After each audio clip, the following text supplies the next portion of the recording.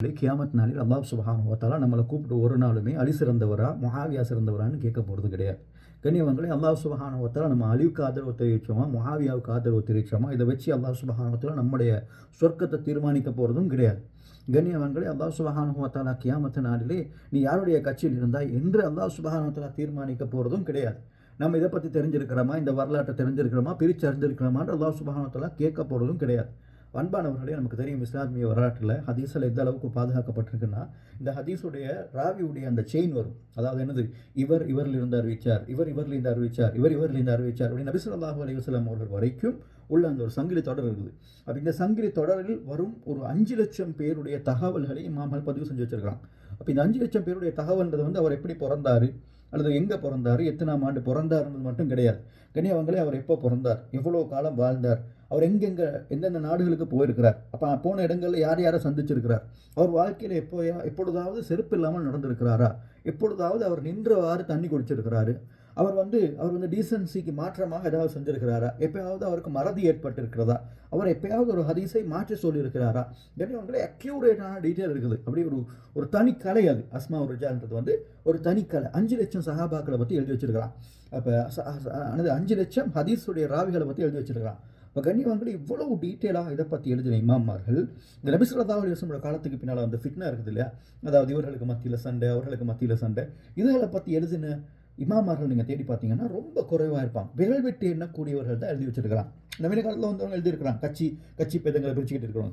கண்ணியவர்கள் ஏன் குறைவாக எழுதியிருக்கிறாங்கன்னா, இந்த விஷயங்களை நம்ம தேடும் பொழுது, சாதாரணமாக இருக்கக்கூடிய இதை நம்ம படிக்கும் பொழுது என்ன நடக்கும்னா, நம்ம விளங்காமே நம்ம ஒரு கட்சிக்கு போயிடுவோம். நம்ம விளங்காம, ஏன்னா நம்ம அல்லாஹ் சுப்ஹானஹு வ தஆலா நம்மளை படைச்சு வச்சிருக்கிறது அப்படின்னா, நமக்கு ஒரு ஹீரோ தேவை. நம்ம ஒரு கட்சியில் எப்படியாவது சேர்ந்துக்கிடுவோம். அப்போ இது அப்படி தான். ஒன்று நான் தளபதி பக்கமாக இருப்பேன், இல்லாட்டி தலைவுடைய பக்கமாக இருப்பேன். ஒன்று நான் வந்து சாம்சங் ஆதரவாக இருப்பேன், இல்லாட்டி நான் ஆப்பிள் ஆதரவாக இருப்பேன். நான் எப்பயுமே நடுநிலைமையாக இருக்கிறேன்றது ஒரு பெரிய ஒரு பிளெஸிங். அப்படி இருக்கிறது வரும்.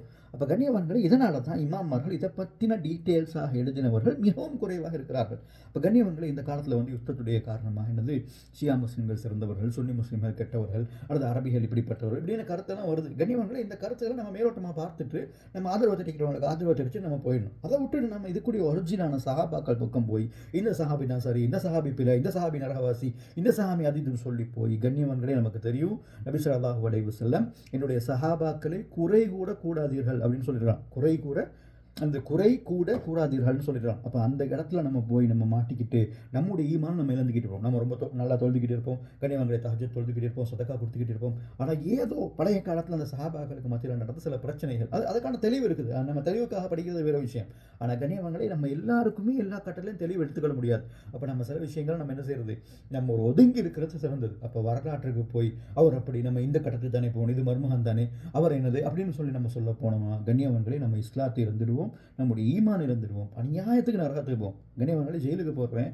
கண்ணியவான்களை, ஒருத்தன் பெரிதாக ஏதாவது ஒன்று செஞ்சுட்டு ஜெயிலுக்கு போகிறான்னா பரவாயில்ல, நீ 20 வருஷம் இருக்க போகிற பரவாயில்ல. சிலவன் ஜெயிலில் இருக்கிறான். கண்ணியவான்களை, என்னது ஒரு பீடி கட்டை சுட்டினத்துக்காக அவன் ஜெயிலுக்கு போயிருக்கிறான், அல்லது வந்து ஒரு வாழைப்பழ சொல்லேருந்து அப்படியே கழட்டிட்டு போனதுக்காக ஜெயிலுக்கு போயிருக்கிறான். கண்ணியவான்களை, போகிறதுக்கு ஒரு உருப்படியான ஒரு காரணம் தேவையில்லை.